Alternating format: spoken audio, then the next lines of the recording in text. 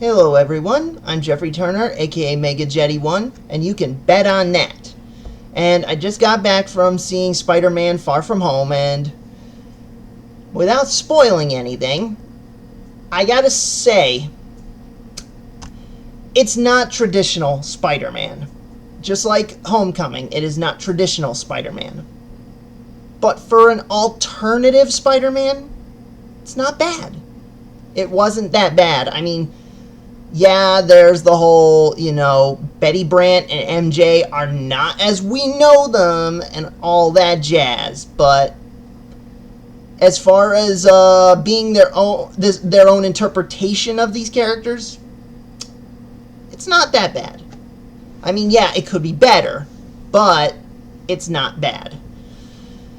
It's kind of hard to do this with, without spoiling, because I want this to be a spoiler-free review for anyone who wants to see it and all that.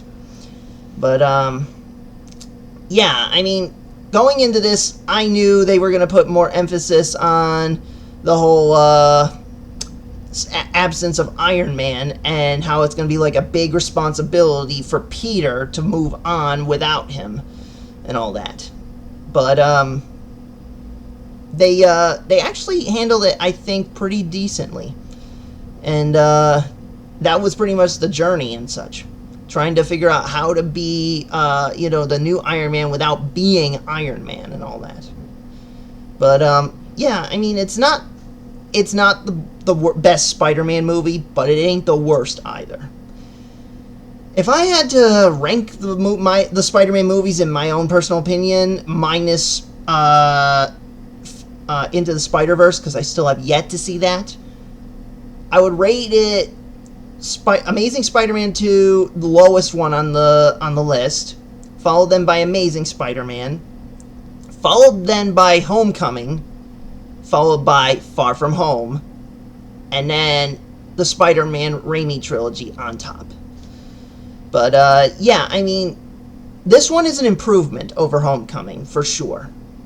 And I could say this in regards to Zendaya's MJ, or rather Michelle Jones. She did better in this one than she did in the last one. Because, I mean, they made her out to be the main character of the first movie. But in all honesty, she was just a glorified cameo. I mean, really, she only had, like, what, 1 or 2 lines of dialogue in that movie, at least? And, yeah, she did not stand out. If anything, it was the actress who played Liz Allen who stood out. And, yeah, basically just, they made Zendaya out to be a big deal in the first movie, but she was just nothing more than a glorified cameo. But in this one, she really did start to grow on me a little bit. Not much, but a little. And, yeah, she did better. She had more room to grow in this one. And, what else? Mysterio, yeah. Mysterio, he was actually very good, I mean, he wasn't just like another sympathetic guy. I mean, I won't go into it, because to do so would be spoiler territory. But he was done very well in this. I mean, different from the way they've done Spider-Man villains in the past in movies. But, yeah, essentially they did a better version of Mysterio in this one, I think, than most incarnations I've seen. And, what else? Nick Fury does make a return in this, and he was he was a bit entertaining. Still the stoic guy as usual, but entertaining nonetheless. But anyways, without spoiling, the mid-credits scene is what really sold me on this movie, or at least this movie, because obviously the whole movie was basically a build-up to that mid-credit scene. And now, having seen that mid-credit scene, oh boy, it is going to definitely change the game. Because, yeah, it was the mid-credit scene was really the highlight of the whole movie, in my honest opinion.